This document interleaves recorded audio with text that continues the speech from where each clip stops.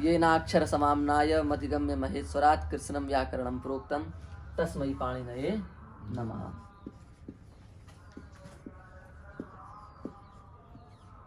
ऐसे इसको कर दो।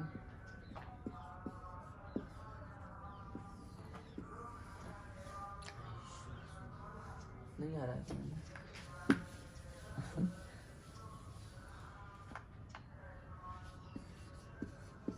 दूसरा नाम लिखेंगे अब।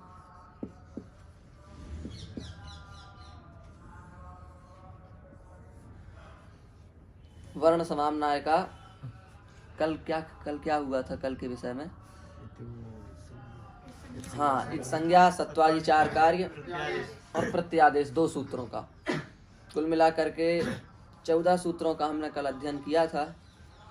अब हम पंचोपांग में प्रवेश करने से पहले कुछ संज्ञाएं और माहेश्वर सूत्रों के बारे में थोड़ा समझ लेते हैं, उसके बाद फिर हम पंचोपांग धात्वादेश आदि में प्रवेश करेंगे।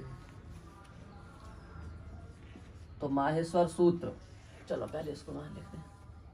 माहेश्वर सूत्र जो है उनके कितने नाम हैं? माहेश्वर सूत्रों के 4 नाम हैं। ये जो माहेश्वर सूत्र हैं इनके 4 नाम हैं।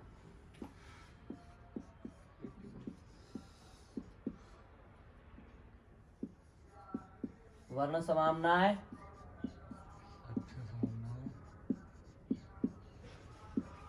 अक्षर समाम्नाय, शिव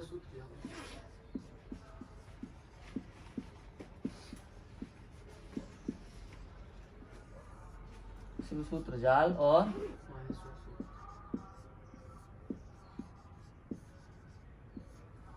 माहेश्वर सूत्र, ये 4 नाम हैं इनके। ठीक है, माहेश्वर सूत्रों के कितने नाम हैं? 4 नाम। वर्ण समाम्नाय, अक्षर समाम्नाय, शिव सूत्र जाल और माहेश्वर सूत्र। इन माहेश्वर सूत्रों से भगवान शंकर की कृपा से पाणिनि जी को ये प्राप्त हुए और इनकी संख्या है 14।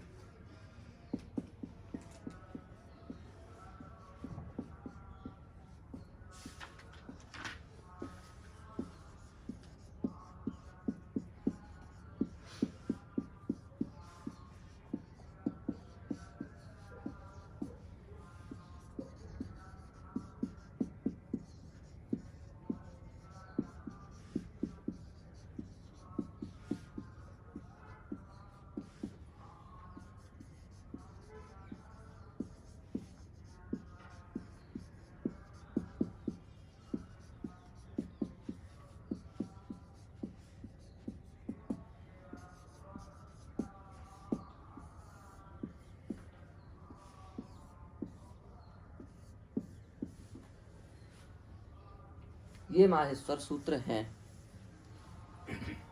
अ ई उण, ठीक है, अ ई उण, ऐसे ऐ उण नहीं बोलना है, शुद्ध शुद्ध बोलेंगे। अ ई उण, और इसको कहेंगे रिलरिक। रिलरिक नहीं बोलते हैं, रिलरिक। और ए ओम, आई औज, हा या वरट, लाण, यामागाणनम। इसका थोड़ा उच्चारण नासिका से होना चाहिए, गा नहीं आना चाहिए, यामागाणनम नहीं, गा, यामागाणनम। झ भय, घ ढ धश, ज ब ग ड दश, ख फ छ ठ थ चट ताव, कपय, श श सर, हल। ये माहेश्वर सूत्र हैं। इन माहेश्वर सूत्रों को बनाया गया। इनको बनाने का मुख्य प्रयोजन क्या है? क्यों बनाए गए? इनको बनाने का मुख्य प्रयोजन है प्रत्याहार की सिद्धि। किसकी सिद्धि? प्रत्याहार के लिए इनको बनाया गया, ये समझो। कोई पूछे माहेश्वर सूत्र क्यों बनाए गए, तो हमें उत्तर देना प्रत्याहार की सिद्धि के लिए। किस लिए बनाए गए? प्रत्याहार की सिद्धि के लिए। तो आप कहोगे जी प्रत्याहार क्या होता है? प्रत्याहार माने सीधे सीधे ये समझो, अनेक, एक तो योग में भी होता है ध्यान धारणा समाधि अष्टांग प्रत्याहार, उसमें वो अलग प्रत्याहार है, पर यहाँ पर प्रत्याहार शब्द का अर्थ है अनेक वर्णों को एक शब्द में बोल देना, अनेक अक्षरों को एक शब्द में बोल देना, इसी का नाम क्या है? प्रत्याहार। समझ गए? इसकी परिभाषा भी है, संस्कृत में भी परिभाषा है।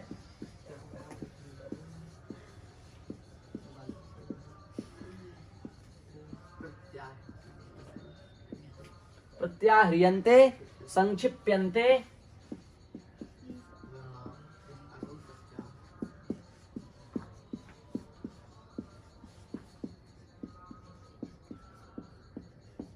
ये प्रत्याहार की परिभाषा है। प्रत्याह्रियन्ते संक्षिप्यन्ते वर्णाः यत् असौ प्रत्याहारः।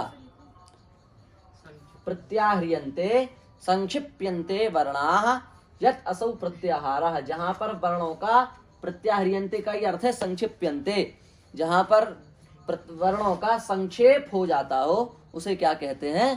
प्रत्याहार। समझ गए? प्रत्याहार। तो आप कहेंगे ये बनते कैसे हैं? ये तो हम समझ गए प्रत्याहार किसे कहते हैं, समझ गए ना? अनेक वर्णों को एक शब्द में बोल देना, इसी का नाम क्या है? प्रत्याहार। ठीक है? जैसे हमें कहना है, आप सबका नाम लेना है, आप सबको कहना है, तो हमने कह दिया कि रामकृष्ण दास जी से लेके रामयस तक सभी विद्यार्थी आ जाओ।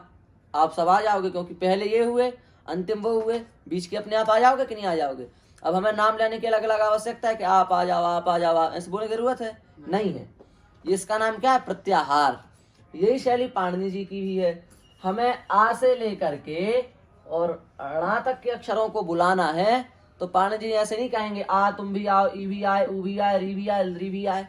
वो सीधे कहेंगे अण आ जाओ। क्या कहेंगे? अण आ जाओ। तो अण कहने से आ से लेकर के और ष्णा तक के सारे अक्षर आ जाएंगे। बात आई समझ में कि नहीं आई? नहीं आई?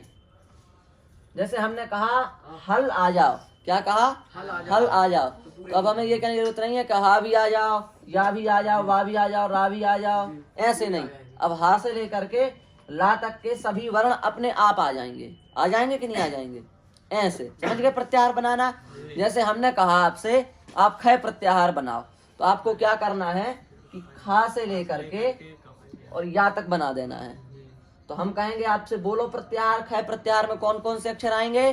तो आप कहोगे खा, फा, छा, ठा, खा, चा, टा, ता। इसको नहीं बोलना, अंतिम अंतिम अक्षर लास्ट का अंतिम अक्षर नहीं बोलना, सीधे सीधे ये समझो, खा, फा, छा, ठा, था, चा, टा, ता, का, पा। बस ये आ गया, बस गाड़ी बंद हमारी। अब हमने कहा आपसे झश प्रत्याहार बनाओ, झश झश, ये वाला शा कहा हमने, ये वाला, तो ये झा रहा, ये शा रहा। अब हमने कहा बोलो इसको, तो आप कहोगे झा, भा, घा, ढा, धा, जा, बा, गा, डा, दा। हो गया? समझ गए? अब बना सकते हो कोई भी प्रत्याहार। इस प्रकार से बनते हैं प्रत्याहार। तो इससे लाभ क्या होगा? लाभ ये होगा, जैसे हमको हा से ला तक के अक्षर बनाने हैं, तो अब हमें ये नहीं कहना पड़ेगा हा, या, वा, रा, ला, या, मा, गाना, ना, झा, बा, गा, डा, धा, जा, बा, गा, डा, धा, खा, फा, छा, ठा, था, चा, टा, ता, का, पा, शा, सा, सा, हा। इतना नहीं बोलना पड़ेगा। हम क्या बोल देंगे सीधे? हल। हल कहने से बीच के पूरे अपने आप आ गए। बात आ गई समझ में? एक बार और जी लिखने पड़ेंगे।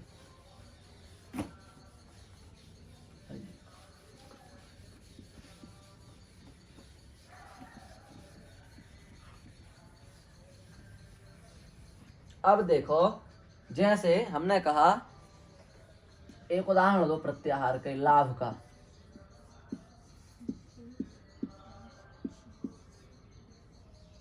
इको यणची, क्या कहा? इको यणची। इस सूत्र में 3 प्रत्याहार हैं। पहला कौन सा? इको का इक प्रत्याहार। दूसरा यण प्रत्याहार, तीसरा अच प्रत्याहार। यहाँ लिख देते हैं हम, इससे सही रहेगा छोटे अक्षरों में फटाफट।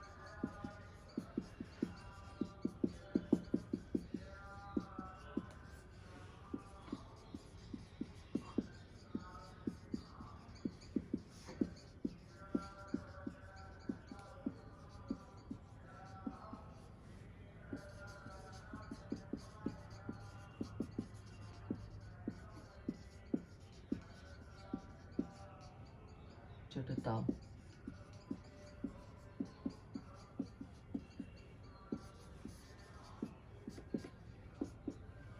ये माहेश्वर सूत्र हो गए। ठीक, अब इसमें कितने प्रत्याहार आ गए? 3, एक यण और अच। अब मान लो ये प्रत्याहार नहीं होते तो अब हमें क्या, एक प्रत्याहार कहां से कहां तक जाएगा? ई से लेकर के का तक, यही तो जाएगा एक, ई से का तक। तो कितने अक्षर हुए? ई, उ, री और री, 4 अक्षर हुए कि नहीं? अब ये कौन सा प्रत्याहार है? यण। तो यण प्रत्याहार कहाँ है? देखो या है, ये है या, और ये है ना। इसके बीच अक्षर, इसके बीच में जितने अक्षर आ गए वो क्या कहे जाएंगे? यण, यही तो कहे जाएंगे। तो बीच में कौन कौन से अक्षर आ गए? या, वा, रा, ला, बस रा आ गया, रुक गए। 4 अक्षर इस प्रत्याहार में आ गए। तीसरा प्रत्याहार कौन सा है? अच। तो आ से लेकर के और चा तक के अक्षर इसमें आ गए। तो इसके लिए कहा जाएगा आ, ई, उ, रिल, री, ए, ओ, आई, औ, बस हो गए। अब हमने इन 4 अक्षरों को एक प्रत्याहार में कह दिया, इन 4 अक्षरों को यण प्रत्याहार से कह दिया, इन 9 अक्षरों को अच प्रत्याहार से कह दिया। मान लो प्रत्याहार ना बनाए जाते तो क्या सूत्र होता? ई, उ, रिल, ऐसे अभी पद बना के सीधे सीधे देख लो। ई, उ, रिल, री को या, वा, रा, ला होते हैं आ, ई, उ, रिल, री, ए, ओ, आई, औ परे होने पर। एक हाथ का एक सूत्र। फिर यदि ज्यादा लंबा आ गया तो बात ही अलग है, पर इस छोटा इतना छोटा सूत्र भी एक हाथ का सूत्र बन जाता कि नहीं, इतने अक्षरों को लिखने से। फिर अष्टाध्यायी अभी तो किसी को याद होती नहीं है, फिर होती इतना बड़ा पोथाना उसी का नहीं बनता। इसलिए प्रत्याहार की विद्या पाणिनि जी ने अपनाई, और इस विद्या से वो 8-10 अक्षरों को क्या 42 अक्षरों को तक एक बार में बोल देते हैं, है कि नहीं? आ से लेकर के ला तक कौन सा प्रत्याहार बनेगा? अल। अल प्रत्याहार में पूरे स्वर व्यंजन सब आ गए, पूरे 42 के 42। ये है प्रत्याहार का विज्ञान। समझ गए? प्रत्याहार किसे कहते हैं, प्रत्याहार क्यों बनाए जाते हैं, प्रत्याहार का लाभ क्या है, इतना समझ गए। अब अपन आगे चलते हैं, अब ध्यान देना।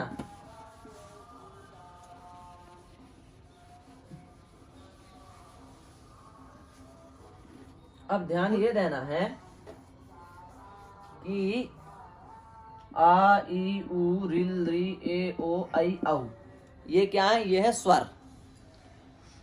स्वर, स्वर को स्वर माने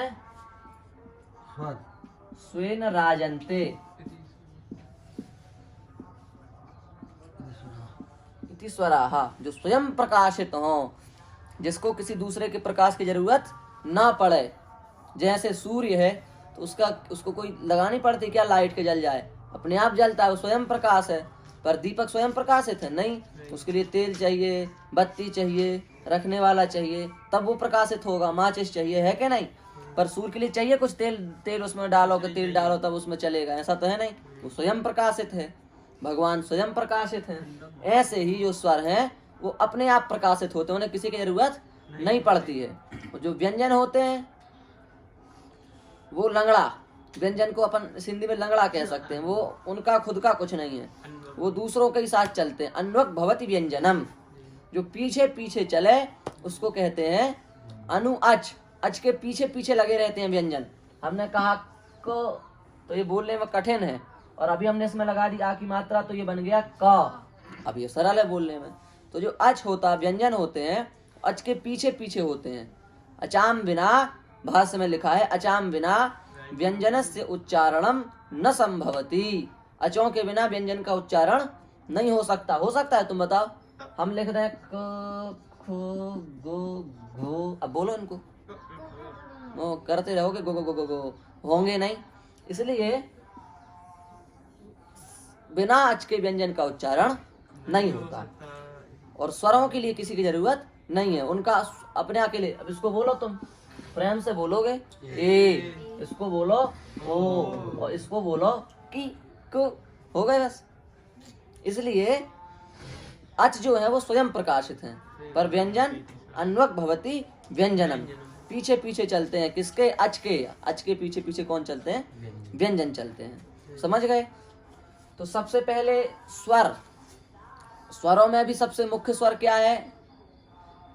सबसे पहले दुनिया में कौन सा शब्द आया, वैसे तो भगवान जाने, पर वैसे ओम कहते हैं। ओम ओम ओम, इसके ओंकारश्चाथ शब्दार्थ, ओंकारश्चाथ शब्दश्च द्वावेतौ ब्रह्मण पुरा कंठम भवित्वा विनिर्यातौ तस्मात् मांगलिका उभौ, ये कहा गया है, कहीं हमने पढ़ा था किसी शास्त्र में। इसका मतलब ये है कि ओंकार और अथ, ये ब्रह्मा के गले सब कंठ से सबसे पहले ये दो अक्षर निकले थे, ओम और अथ। इसलिए कोई भी ग्रंथ प्रारंभ करते हैं तो उसमें अथ लिखते हैं। अथ, अथ संज्ञा प्रकरणम, अथाच संधि, अथ हल संधि, क्योंकि जो अथ शब्द है वो मांगलिक शब्द है, क्योंकि ब्रह्मा के कंठ से पहले पहले ये निकला था। और ओंकार दूसरा शब्द क्या है, ओम, ये भी ब्रह्मा के कंठ से निकला सबसे पहले। तो ओंकारश्चाथ शब्दश्च द्वावेतौ ब्रह्मण पुरा कंठम भित्वा विनिर्यातौ, कंठ से सबसे पहले ये दो शब्द निकले हैं, इसलिए तस्मात् मांगलिकौ उभौ, इसलिए इन दोनों को मांगलिक कहा गया है, मांगलिक शब्द हैं ये दोनों। तो सबसे पहले उस हिसाब से ओम निकला, और ओम आ उ और मा 3 अक्षरों से बनता है ओम। तो इसमें भी सबसे पहले कौन सा अक्षर हुआ, आ, इसलिए माहेश्वर सूत्र में भी सबसे पहले कौन सा अक्षर रखा गया, आ रखा गया ना। हाँ, तो आ रख गया यहाँ पर। उसके बाद क्या रखा, ई, उसके बाद उ, उसके बाद री, उसके बाद ली, 5 स्वर रख दिए। उसके बाद ये 4 जो स्वर हैं इधर के, ये संयुक्त स्वर हैं, ये अपने में पूर्ण स्वर नहीं है। जो ए है ये आ और ई से मिलकर के बनता है, ये 2 स्वरों की सहायता से बना है। जो ओ है ये आ और ऊ से मिलकर के बना है, जो आई है ये आ और ए से मिलकर के बना है, और ये जो औ है वो आ और ओ से मिलकर के बना है। इसलिए इन 4 स्वरों का नाम है संयुक्त स्वर, ये संयोग से बनते हैं। आ और ई के संयोग से बना ए, आ और ऊ के संयोग से बना ओ, आ और री के संयोग से बना आ और ए के संयोग से बना आई, आ और ओ के संयोग से बना औ। तो ये जो 5 स्वर हैं शुरू के, ये शुद्ध स्वर, ये 4 स्वर जो हैं वो संयुक्त स्वर। कुल मिलाकर के कितने स्वर हुए, 9 स्वर हुए। संदेह इसमें, अब पकड़ गए स्वर, आ गए समझ में। आ ई उ री ली ए ओ आई औ, समझ गए। इस प्रकार से इन स्वरों को क्रम से रख दिया गया। और भी कई बातें हैं, पर अब ठीक है, सही, धीरे धीरे करके आती जाएंगी सब।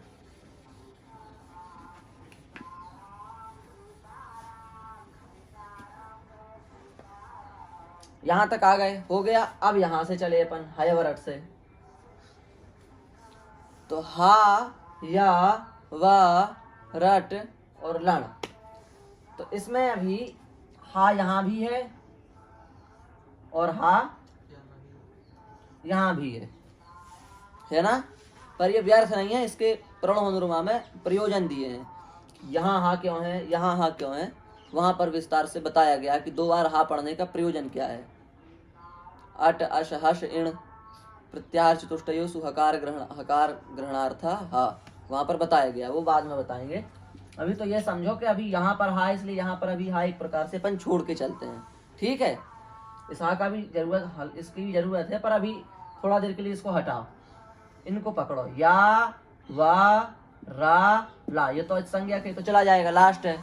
या वा रा ला, इन 4 या वा रा ला, इन 4 अक्षरों का एक प्रत्याहार बना। कौन सा प्रत्याहार, याण। या से लेकर यहां तक याण तो बनेगा। ये 4 अक्षर आ गए। इनका दूसरा नाम भगवान पाणिनि देते हैं अंतस्थ, पाणिनि जी नहीं देते हैं, मिलता है इनको व्याकरण में, इनका नाम है अंतस्थ। या वा रा ला ये यण है प्रत्याहार की दृष्टि से, और दूसरा नाम क्या है इनका, अंतस्थ। ठीक है, हो गया। उसके बाद में इधर आ जाओ लास्ट में, शा, शा, सा और हा, 4 अक्षर ये हैं। उसके बाद फिर ला है, तो इनको और लिखो, शा, शा, सा और हा। ये 4 जो हैं इनको कहा जाता है प्रत्याहार की दृष्टि से शल, और वैसे दृष्टि से ऊष्म कहा गया है इनको। ऊष्म, ऊष्मा, ऊष्म, इसलिए ऊष्म है ये, समझ गए। हो गया। तो ये अंतस्थ, अब इनके नाम यही क्यों है, तो उसका संबंध है शरीर विज्ञान से, उसकी भी चर्चा एक आध दिन कर लेंगे। तो अंतस्थ और ऊष्म ये हो गया। ये यण हुए, वो कौन हुए, वो शल हुए। तो इधर हो गए यण, इधर हो गए शल, हो गए। अब देखो बीच के अक्षर देख लेते हैं अपन, कौन कौन से बचे। यहां से लेकर के और यहां तक के अक्षर अभी बच गए। ये भी निपट गए, ऊपर वाली लाइन ये भी निपट गई, ये आ गए, और ये लास्ट वाली भी 4 इधर हो गए। अब ये बीच के बचे, तो इनको ऐसे समझो,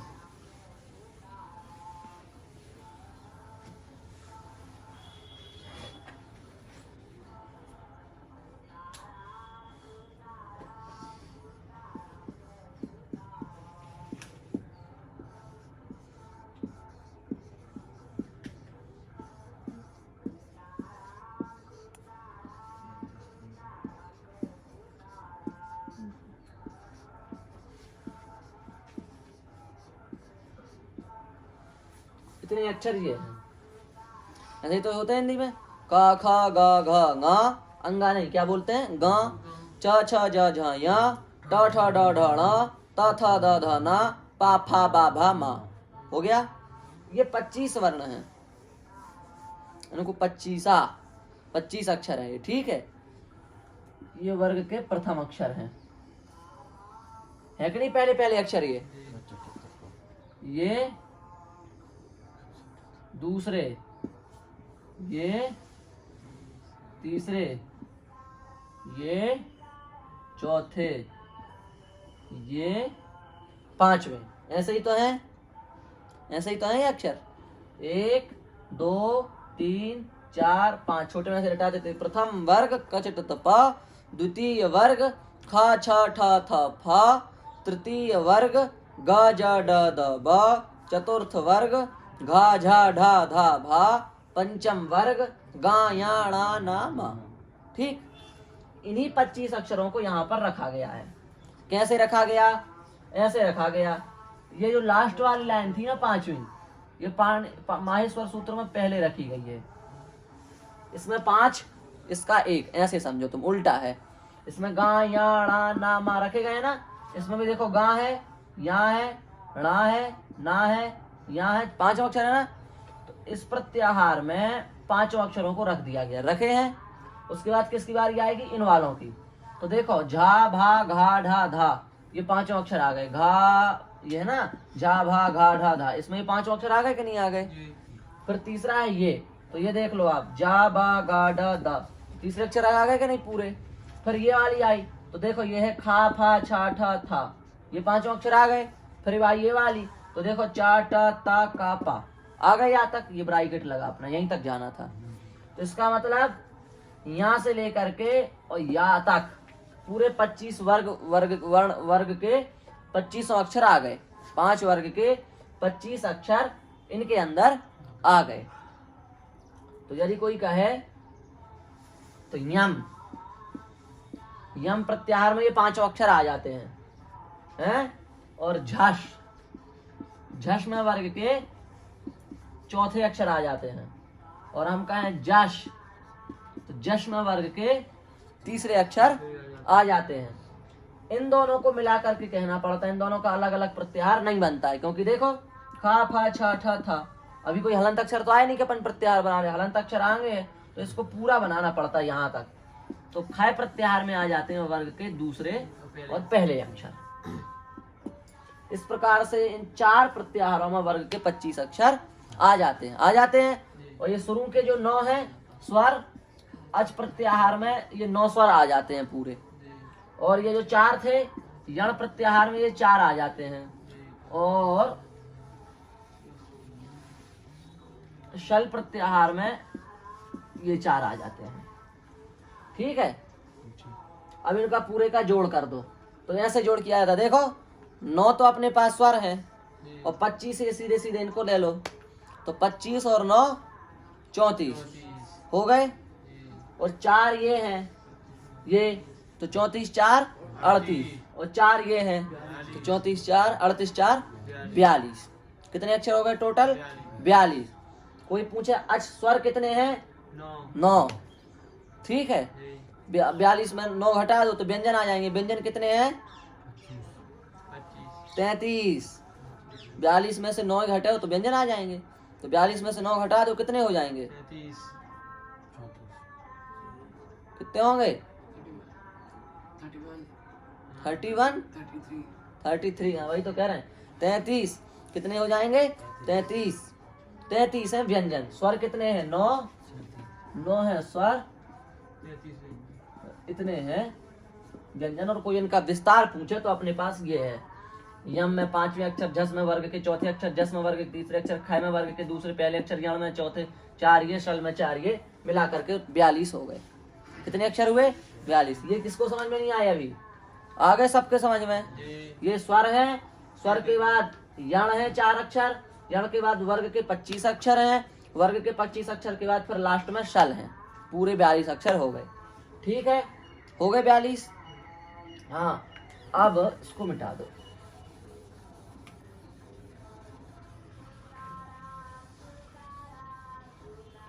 ये 42 अक्षर हैं, 42 वर्ण हैं जी। और 42 ही क्या है? उस दिन भी कहा था हमने, 42 प्रत्याहार हैं जो बनते हैं ना, ये मिला जुला करके आगे पीछे से। कितने हैं? ये भी 42 है। ये है विज्ञान। 42 अक्षर, 42 प्रत्याहार। एक अक्षर से एक हिसाब से एक प्रत्याहार, ऐसे 42 अक्षर 42 प्रत्याहार। समझ गए? अब कहा भाई हिंदी के हिसाब से देख लो। हम हिंदी के हिसाब से एक बार और, बड़ा बार बार लिखने पड़ रहे हैं।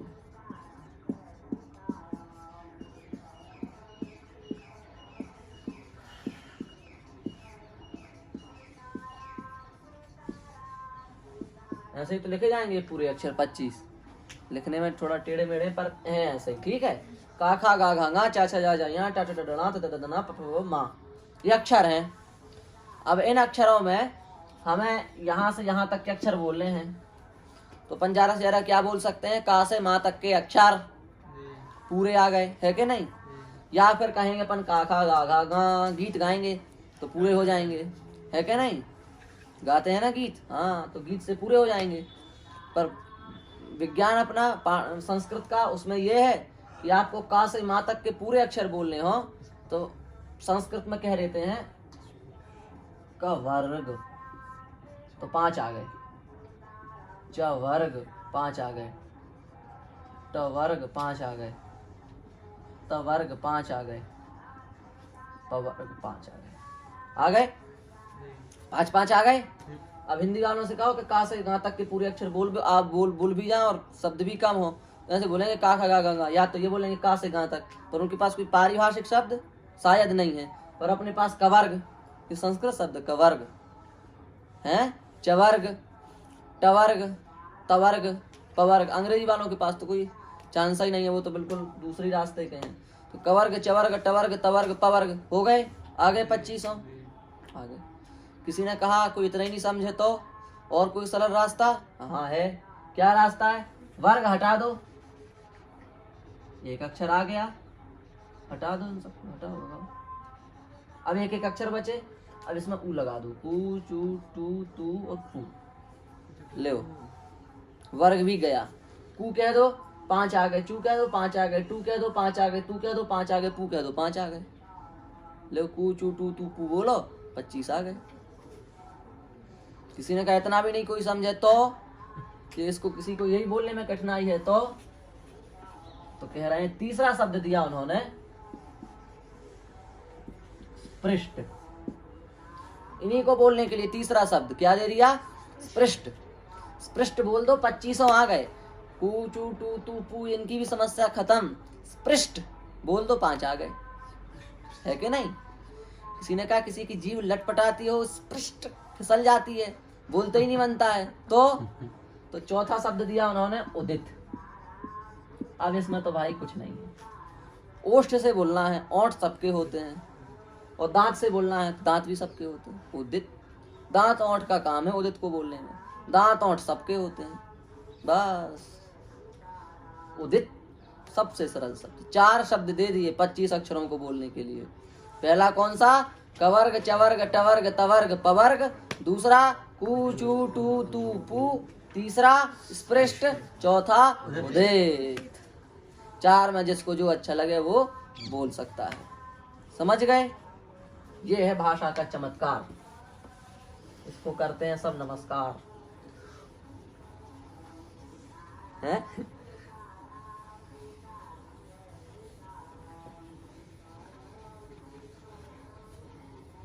ऐसे इनका बता दिया हमने आपको।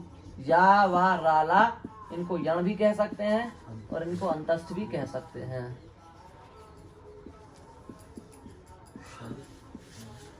सा सा साहा, इनको प्रत्याहार के हिसाब से शल कह सकते हैं और इनको ऊष्म भी कह सकते हैं। ठीक है। और अच को स्वर कह सकते हैं। वैसे स्वर भी संस्कृत शब्द, हमने इसकी परिभाषा बताई अभी, स्वे न राजन्ते इति स्वराहा, ये संस्कृत शब्द हो गया। ये माहेश्वर सूत्रों की विवेचना एक प्रकार से समाप्त हो गई। अब इसमें कई लोग शंका करते हैं कि कई प्रकार की शंकाएं होती हैं, इसमें समास क्यों नहीं होता, इसमें विभक्ति क्यों नहीं आती, इसमें कार प्रत्यय क्यों नहीं लगता। वो सब शास्त्रार्थ का विषय भी, उसको अपना कई लोग 43 प्रत्यार बनाते हैं, 43 43 प्रत्यार मैंने बताया था ना, उसमें 2 बढ़ जाते हैं, पर उसकी जरूरत नहीं है अभी, यही सही है। प्रत्यार बनाते हैं, प्रत्यार बनाते हैं, र प्रत्याहार होता है वो, र प्रत्याहार। उसके विषय में भी बहुत है, अलग अलग मत हैं, खंडन मंडन है काफी। कई विद्वानों ने तो रा प्रत्याहार की अलग से पुस्तक ही निकाल दी बना करके। रा प्रत्याहार खंडन मंडन परंपरा पुस्तक आती है एक, ऐसा नाम है हाँ पुस्तक का, रा प्रत्याहार खंडन मंडन परंपरा। तो उसमें खंडन मंडन है, काटा भी है, जोड़ा भी है, दोनों बातें आई हैं। तो है, पर उसकी जरूरत अभी नहीं है अपन को, उसकी जरूरत पड़ती है कई जगह पर, उसके कई तर्क वितर्क हैं, उसको बाद में करेंगे। अभी तो 42 प्रत्याहार जो माहेश्वर सूत्रों से बनते हैं वो यही हैं। रा प्रत्याहार तो बनाया जाता है बुद्धि लगा के, ज्यादा ही बुद्धि लगा के कुछ बनाते हैं उसको, प्राच्य व्याकरण नव्य व्याकरण के हिसाब से अलग अलग। प्राच्य व्याकरण वाले तो कुछ कहते नहीं, इन्हीं नव्य वालों में ही 2 भेद हैं, भट्टो दीक्षित जी और नागेश जी के पक्ष चलते हैं, तो उसकी पुस्तक ही अलग से, पर सामान्य रूप से कभी चर्चा कर लेंगे उसकी भी, जब जरूरत समझ में आएगी तब। तो भगवान बचा कर नहीं में पड़े और अच्छा। ये हो गया, इतना समझ गए हैं। अब प्रत्याहार बना लिए अपन ने। अब अपन से कोई प्रत्याहार पूछेगा तो प्रत्याहार के बारे में अपन उसको बता सकते हैं। कितने प्रत्याहार हैं? 42 प्रत्याहार हैं। क्यों किस प्रत्याहार किसे कहते हैं? कई वर्णों को एक साथ बोलना, प्रत्याहार्यन्ते संक्षिप्यन्ते वर्णाः यत् असौ प्रत्याहारा। प्रत्याहार बनाने से प्रत्याहारेण शास्त्रे लाघवेन प्रवृत्तिर्भवति, प्रत्याहार बनाने से शास्त्र में लाघव हो जाता है, इसलिए प्रत्याहार बनाए जाते हैं। वो प्रत्याहार माहेश्वर सूत्रों में 42 अक्षर हैं और 42 ही प्रत्याहार हैं। अब एक बात और है कि अपन को अक्षर गिनती और करनी आ जाए, किस प्रत्याहार में कितने अक्षर हैं तो और अच्छा रहे। तो उसके लिए हमने कहा है कि जैसे ये वर्ग हैं ऐसे अपन बिठा सकते अक्षर को, जैसे अच हैं तो 9 हैं, झष है तो 5 हैं, झष उधर वाले से है तो 10 हैं, झल है तो पूरे ही आ गए अब यमगणनम को छोड़ करके। इस प्रकार से थोड़ा बुद्धि लगाएंगे तो अक्षरों की गिनती भी अपन कर सकते हैं। ठीक है। अब उसके बाद में कुछ संज्ञाएं हैं जिनको अपन पढ़ सकते हैं, पारिभाषिक शब्द हैं। तो और पुस्तकों में तो आता है संज्ञा प्रकरणम, प्रकरण है उसके, तो प्रकरण में पूरी संज्ञाएं आ जाती। वास्तव प्रकरण जानते हो किसे कहते हैं? प्रकरण, तो लोगों को बताया था। प्रकरण शब्द का अर्थ क्या है? प्रकरण भी कई जैसे अपन हर चीज में देखो, कई जगह कोई भी पुस्तक खोलो उसमें प्रकरण बने रहते हैं, प्रकरण। कई चीजों में प्रकरण नहीं रहते हैं, कई चीजों में अलग अलग और शीर्षक रहते हैं। जैसे संग्रह, तर्क संग्रह, तो वहाँ पर संग्रह शब्द से जोड़ा है, यहाँ प्रकरण शब्द से जोड़ा है। ऐसी कई अलग अलग शब्द होते हैं जो कई पुस्तकों में आते, कई में अध्याय होते हैं, तो कुछ में प्रकरण होते हैं, तो कुछ में अध्याय भी नहीं होते, प्रकरण भी नहीं होते, सर्ग होते हैं, स्कंद होते हैं। ऐसी अलग अलग चीजें हैं। तो इन सबके शास्त्रीय नियम है कि इसको अध्याय कहते हैं, इस प्रकार की पद्धति को, इस प्रकार की पद्धति को सर्ग, ये सब विधान। तो ऐसी प्रकरण भी एक बड़ा विशिष्ट शब्द है, प्रकरण।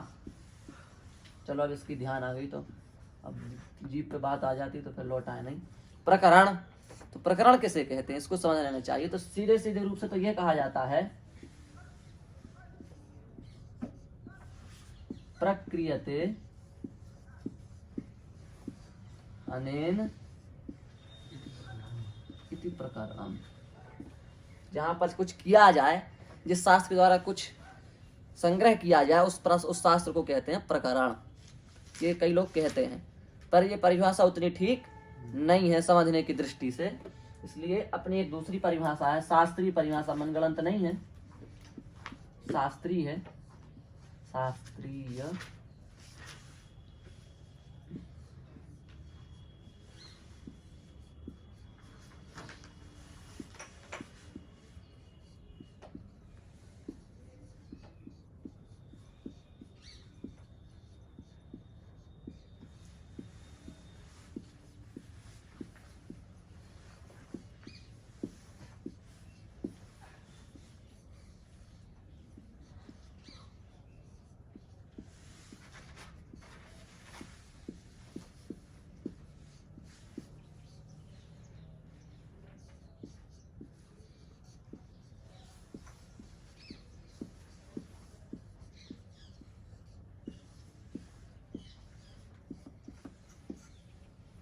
ये श्लोक है।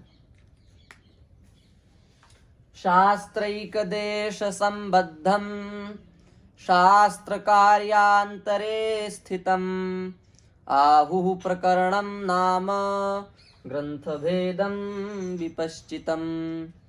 शास्त्रैक देश संबद्धम, जो शास्त्र के एक देश से संबद्ध हो। शास्त्र तो बहुत बड़ा होता है, जैसे मान लो लघु सिद्धांत कौमुदी ही है, तो उसमें काफी विस्तार है, 1275 सूत्र हैं, पर प्रकरण क्या है, संज्ञा प्रकरणम। तो वो पूरा शास्त्र थोड़ी नहीं है, उस शास्त्र का एक छोटा सा हिस्सा है। तो शास्त्रैक देश संबद्धम, जो शास्त्र का एक देश हो, एक छोटा सा हिस्सा हो, पर छोटे हिस्से होने के साथ साथ उसको कमजोर मत समझना। शास्त्र कार्यांतरे स्थितम, सारे शास्त्र के कार्यों में वो स्थित रहता है। उस प्रकरण की जो भी या तो पदार्थ हो, या जो भी उसमें व्याख्या की जाए, या उस प्रकरण में सूत्र दिए गए हों, तो वो ऐसा ही नहीं है कि छोटा प्रकरण है तो फालतू। वो सारे शास्त्र में वो उस प्रकरण की बातें जाएंगी, वो सूत्र सारे प्रकरण में घूमेंगे। हलंत्यम कहाँ कहाँ नहीं घूमता बताओ, सब जगह घूम जाता है। प्रत्याहार बनाने वाले सूत्र आदिरंत्यन संहिता पूरे व्याकरण में लगते हैं। तो ऐसा नहीं है कि वो अब छोटा है तो ऐसा ही है, वो पूरे शास्त्र में बराबर काम करता है। आहुः प्रकरणम नाम, ऐसा जो एक देश है शास्त्र का, उसी एक देश, शास्त्र के एक देश को विद्वान प्रकरण कहते हैं। ग्रंथ भेदम विपश्चितम, ग्रंथ के भेद को विपश्चितम, विद्वान लोग जो है वो प्रकरण नाम से पुकारते हैं। किसको, जो शास्त्र का एक देश हो और सारे शास्त्र में जो अपने कार्य का प्रकाश करता हो, ऐसे शास्त्र के एक देश को विद्वानों ने प्रकरण के नाम से कहा है। ये प्रकरण की शास्त्रीय परिभाषा है। समझ गए, कर लेंगे अब ये। अब प्रकरण भी अपन को समझ में आ गया।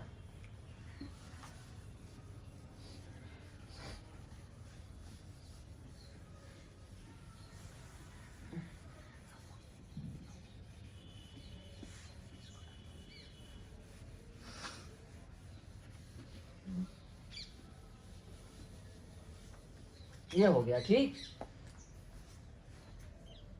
अब इसमें एक दो छोटी छोटी सी बातें हैं, जैसे कुछ संज्ञाएं बता देते हैं आपको छोटी छोटी। जैसे सबसे पहले एक संज्ञा है ह्रस्व, ह्रस्व संज्ञा तो सभी लोग जानते हो, ह्रस्वम ह्रस्वम गुरु नहीं, ह्रस्वम लघु, ह्रस्वम लघु। जो लघु हो उसको क्या कहते हैं? ह्रस्व कहते हैं। मतलब जो छोटा हो उसको क्या कहते हैं? ह्रस्व कहते हैं। जैसे हमने लिखा आ, तो ये छोटा है तो ये ह्रस्व हुआ। ई छोटी है, ह्रस्व हुआ। ऊ छोटा है, ये क्या हुआ? ह्रस्व हुआ। ठीक है, ह्रस्वम लघु सूत्र से इन सबको क्या कहा जाएगा? ह्रस्व। एक संज्ञा हुई अपनी कौन सी? ह्रस्व संज्ञा। जो छोटे वर्ण है उनको क्या कहेंगे अपन? ह्रस्व।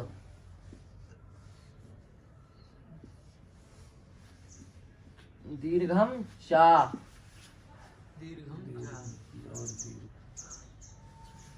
दीर्घ जो है आ, ई, ऊ, जितने भी बड़े बड़े अक्षर हैं उनको क्या कहेंगे? उन दीर्घ अक्षरों को क्या कहेंगे? गुरु। वैसे इसको लघु, गुरु और ह्रस्व, दीर्घ ऐसे कह सकते हैं। इनके दो दो नाम है। ठीक है, इसको दीर्घ भी कह सकते हैं और गुरु कह सकते हैं, इसको लघु कह सकते हैं, इसको ह्रस्व भी कह सकते हैं। समझ गए? और एक और है दीर्घ के लिए, शायद ध्यान दिया हो, संयोगे गुरु। संयोग हो यदि तो छोटे अक्षर को भी बड़ा मान लिया जाता है। इसका छंद में बहुत काम आता है, छंद में बहुत काम आता है। तो जैसे हमने कहा कृष्ण, एक दृष्टि से शाणा, दो हलंत अक्षर एक साथ है ना, तो अब ये री छोटी है कि बड़ी है? छोटी है, पर इसको बोला छोटा ही आएगा पर माना गुरु जाएगा छंद की दृष्टि से। समझ गए? व्याकरण के नियम से है छोटा ये, पर इसको माना क्या जाएगा? बड़ा। बोला छोटा ही जाएगा। ऐसे नहीं कि बड़ा है तो आप कृष्ण बोलो, बोले हमको तो पढ़ा दिया था बड़ा होता है तो हम तो कृष्ण नहीं बोलेंगे। कृष्ण भगवान की जय हो, व्याकरण से हम बोल रहे हैं, ऐसे नहीं बोलना है। ये तो व्याकरण गलत है आपकी। इसका उच्चारण छोटा ही है पर माना बड़ा जाएगा इसको। समझ गए? हाँ, ये तीन है ह्रस्व गुरु की, ह्रस्व लघु गुरु के लिए। एक संज्ञा, दो संज्ञा, तीन संज्ञा।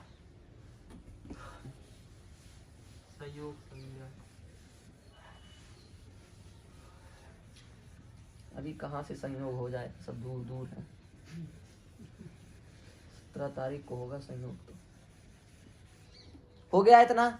अब इसमें एक और है, यह तो अपन ने ह्रस्व, दीर्घ और प्लुत के पर्यायवाची संज्ञाएं पढ़ी थी।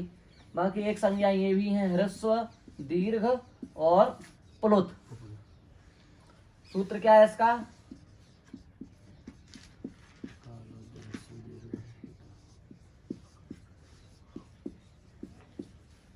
ऊकालो ह्रस्व दीर्घ प्लुतः, यही सूत्र है। इससे ह्रस्व दीर्घ प्लुत संज्ञाएं होती हैं। तो कैसे समझे हम ये ह्रस्व है? तो बोले एक मात्रा को ह्रस्व, दो मात्रा को दीर्घ और तीन मात्रा को प्लुत कहते हैं।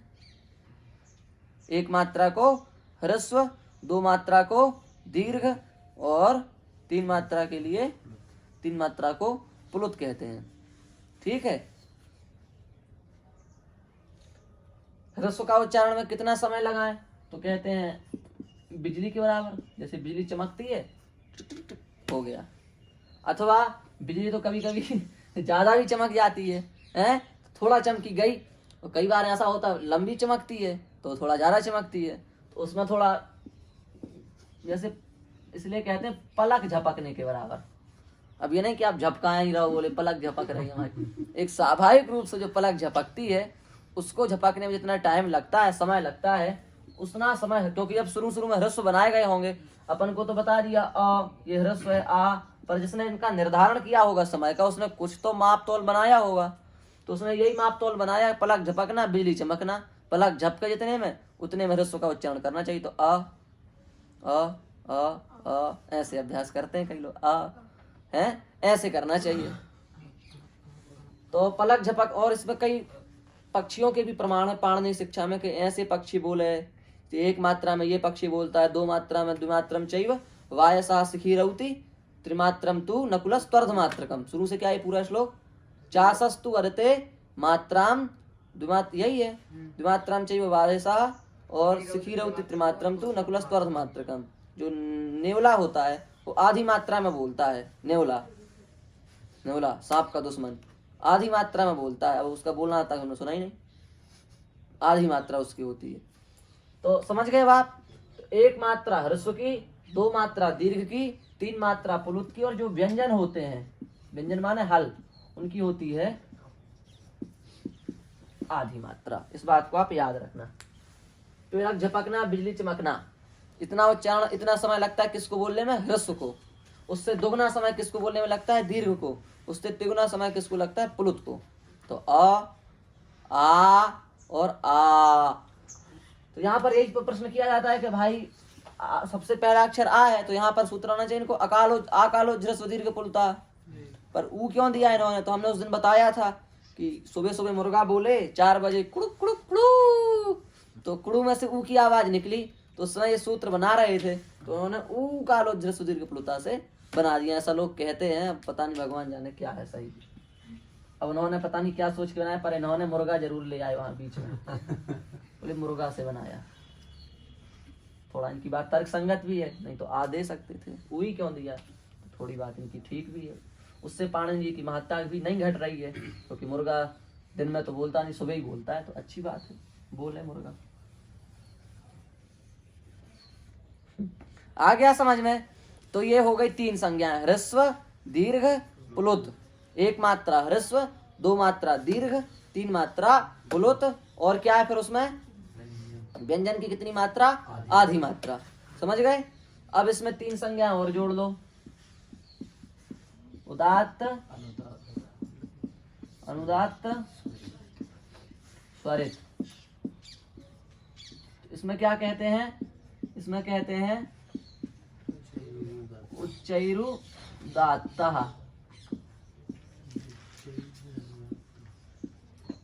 नीचैरनुदात्तः।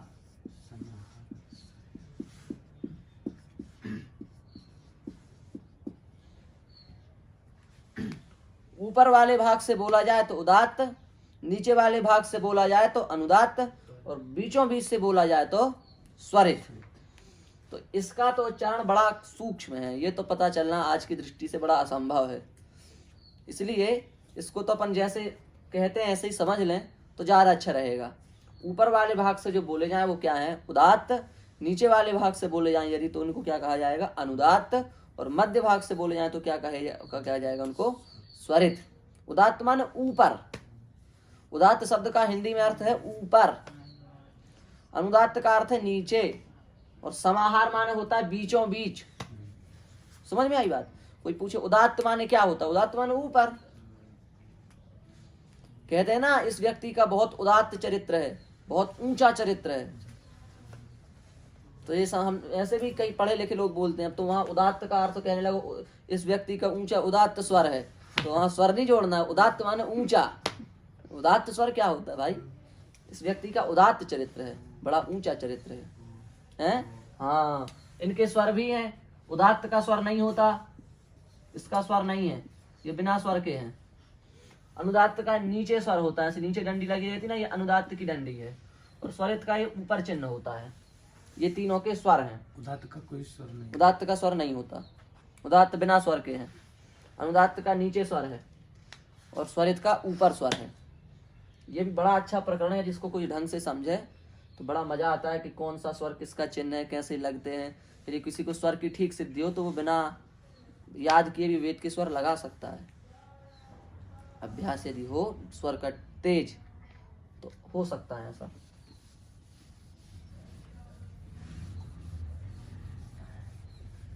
ये पाणिनि जी का कमाल, लोक वेद कुछ नहीं छोड़ा, वेद के स्वर भी लगा लो इसको पढ़ के। हो गया, ये है।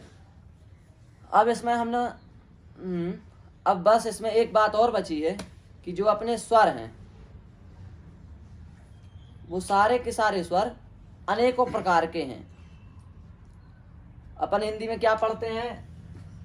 ज्यादा से ज्यादा आ और बड़ा आ, ऐसे ही लगभग सभी भाषाओं में है।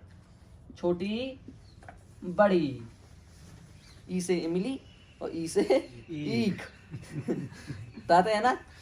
आ से क्या होता है? अनार, और आ से आम। तो इतना ही होता है लगभग, छोटा बड़ा, छोटी बड़ी, छोटा बड़ा। पर अपने यहाँ चिंतन दूसरा है। अपने यहाँ आ ई उ, दो भेद नहीं है इनके। इसके कितने भेद हैं? 18। इसके कितने भेद हैं? 18। इसके कितने भेद हैं? 18। और री और री, इनके वैसे कितने कितने भेद हैं? 12 हाँ, 12 और 18। 12 और 18। किसके 12 किसके 18? री के 12, हाँ, री के 18। ऐसा है। री के 18 है। और इनको और ले।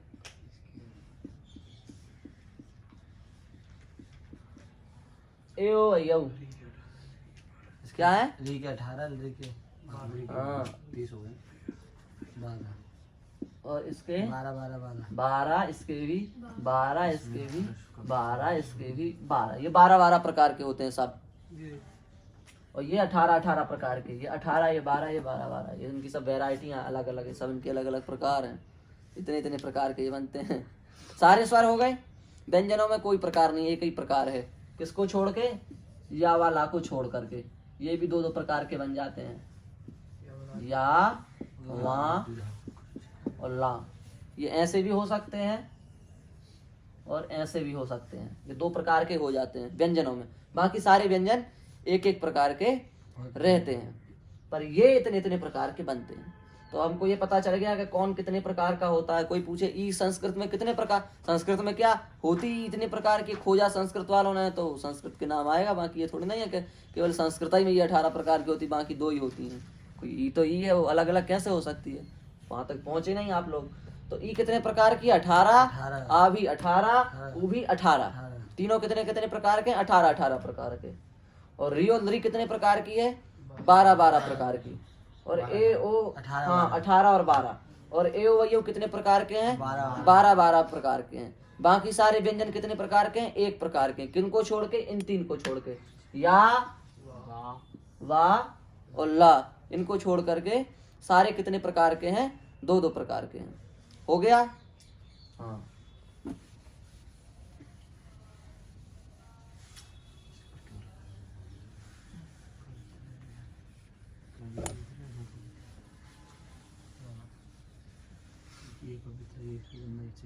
ये इतनी संज्ञाएं अपनी हो गई। अब 18 प्रकार का आ लिखा कैसे जाएगा, इतनी सी बात और है। अभी इतनी सी बात और है। तो उसका हमने बताया था एक बार, कई प्रकार से लिखते हैं। आ लिखने की परंपरा कई प्रकार से है। इस बार की दूसरी प्रक्रिया थी उच्चैरुदात्ता, नीचैरुदात्ता, समाहार स्वरिता। 3 तो बन गए। और कौन से हैं? ह्रस्व दीर्घ प्लुत, तो उकालो ह्रस्व दीर्घ प्लुता, 3 ये हो गए। उच्चैरुदात्ता, नीचैरुदात्ता, समाहार स्वरिता, 3 ये हो गए। तो कितने हो गए? 6 हो गए। और 2 और बचे, अनुनासिक और अनुनासिक। तो इस प्रकार से कितने कितने हो जाते हैं? 18। इसको यहाँ से लिखो, देखो हम बताते हैं आपको।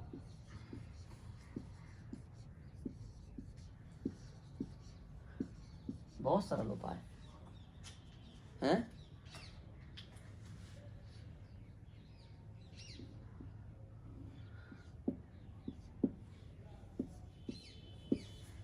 हो गए 6। ऐसे होते हैं ना? हाँ, इस पे ऐसे नहीं करो तो गड़बड़ है। इनके एक साथ, छोटे आके एक साथ कर दो पहले, पर बड़े आके अलग, प्लुत आके अलग बनाएंगे। कोई छोटा ही रहने दो, ऐसे ही। ठीक है। ह्रस्व उदात्त, इस पे लगा दो, ऐसे लगा दो, ऐसे। ह्रस्व उदात्त अनुनासिक, ह्रस्व उदात्त अनुनासिक, ह्रस्व अनुदात्त अनुनासिक, ह्रस्व अनुदात्त अनुनासिक, ह्रस्व स्वरित अनुनासिक, ह्रस्व स्वरित अनुनासिक। समझ गए? कितना सरल उपाय इसका बताओ। 18 प्रकार का आ लिखना नहीं आता। सुना देंगे ह्रस्वदात्त अनुनासिक, ह्रस्वदात्त अनुनासिक, ह्रस्वदात्त अनुनासिक, ह्रस्वदात्त अनुनासिक, ह्रस्व स्वरित अनुनासिक, ह्रस्व स्वरित अनुनासिक, पर लिख के दिखाओ तो असंभव सा होता है। और ये देखो कितना सरल काम है। आप किसी भी अक्षर का लिख सकते हैं। 6 बार बनाया आ, 3 में लगाई चंद्र बिंदु, 2 में लगाए नीचे डंडा, 2 में लगाए ऊपर डंडा, 2 को छोड़ दिया खाली, तो 6 बन गए। और ऐसा ही किया इसमें, फिर से बनाए 6 आ ऐसे करके, और सब में लगा दिया प्लुत, ये प्लुत का चिन्ह है, और 2 में लगाए नीचे डंडा, और 2 में लगाए ऊपर डंडा, और नीचे वालों में लगाए 3 में, ऊपर वालों में लगा दिए अनुनासिक। ये हो गए प्लुत के, ये हो गए 18 प्रकार के आ, ऐसे लिखे जाएंगे। कोई कहे 18 प्रकार के आ लिखो, ये लिख गए। 18 प्रकार की लिखो। अब ये और लिख के दिखा देते हैं आपको। कुछ नहीं, अब वही है हर बार का क्रम, ये लगाओ और फिर ये लगाओ, फिर ये लगाओ, ऐसे इसमें है ई ई ई ई ई ई, और 2 में ये, और 2 में ये, और 3 में ये, हो गया। और ऐसे इधर ई ई ई ई ई और ई, और 3 और 3 और 3 और 3, 3 3 लगाओ, और 2 में नीचे डंडी, 2 में ऊपर डंडी, और 3 में अनुनासिक। लो हो गई ये 18 प्रकार की। नहीं आया क्रम समझ में? आप सबका क्रम यही होगा, यही होगा। ये 18 दिन भेदा उनके 18 दिन हो गया। बना लोगे अब किसी भी अक्षर का, कुछ नहीं है। देखो ऐसे है, उदात्त में चिन्ह नहीं होता, अभी बताया था हमने, उदात्त में स्वर नहीं लगता, तो इन दोनों में स्वर नहीं लगा है, तो ये दोनों उदात्त हैं। और ह्रस्व हैं, छोटे हैं, इसलिए ह्रस्व हुए, तो ह्रस्व हुए और उदात्त हुए। अब इन दोनों में एक फर्क है केवल, इसमें ये लगा है, इसमें ये नहीं लगा, तो जिसमें ये लगा हो उसको कहते हैं अनुनासिक, और जिसमें ये नहीं लगा हो उसको कहते हैं अनुनासिक। अब इसको क्या कहेंगे अपन? ह्रस्व, इधर देखो बोर्ड, ह्रस्व उदात्त अनुनासिक कहेंगे। इसको क्या कहेंगे? ह्रस्व उदात्त अनुनासिक, यही तो कहेंगे। और इसको क्या कहेंगे? ह्रस्व अनुदात्त। अभी नीचे चिन्ह है ना, ये अनुदात्त का है, तो बस थोड़ा ध्यान देना है। ह्रस्व अनुदात्त अनुनासिक, ह्रस्व अनुदात्त अनुनासिक। तो ह्रस्व स्वरित अनुनासिक, ह्रस्व स्वरित अनुनासिक, हो गया। ऐसे यहाँ दीर्घ उदात्त अनुनासिक, दीर्घ उदात्त अनुनासिक, दीर्घ अनुदात्त अनुनासिक, दीर्घ अनुदात्त अनुनासिक, दीर्घ स्वरित अनुनासिक, दीर्घ स्वरित अनुनासिक। समझ गए? समझ गए? पुलुत उदात्त अनुनासिक, पुलुत, इसको पुलुत उदात्त अनुनासिक, पुलुत अनुदात्त अनुनासिक, पुलुत अनुदात्त अनुनासिक, पुलुत स्वरित अनुनासिक, पुलुत स्वरित अनुनासिक। बिल्कुल कोई शंका? लिखने से लेके पढ़ने तक नहीं? ये हो गए। हाँ बोलो। और यजन का वो तो 12 उनका कैसे होगा? उनका कुछ नहीं होगा, उनके दीर्घ के उसके ए में छोटा नहीं होता, ये ए छोटा नहीं होता, उसके ये वाले कट जाएंगे 6 फर्स्ट नंबर के, बाकी ये जो के त्यों लिखे जाएंगे। और जो द्री है वो बड़ा नहीं होता, तो उसके ये कट जाएंगे, बाकी 12 के 12 ये दोनों ऐसे ही लिखे जाएंगे। क्या अंतर पड़ना है? ठीक है, हो गया। अब इस प्रकार से आज इतना ही रहने दो। कुछ संज्ञाएं और प्रत्याहार, वर्ण, माहेश्वर सूत्र और वर्णों के भेद ये अपन ने विधिवत कर लिए। अब कुछ संज्ञाएं वो कल पढ़ा देंगे। संज्ञा समाप्त। नारायण नारायण।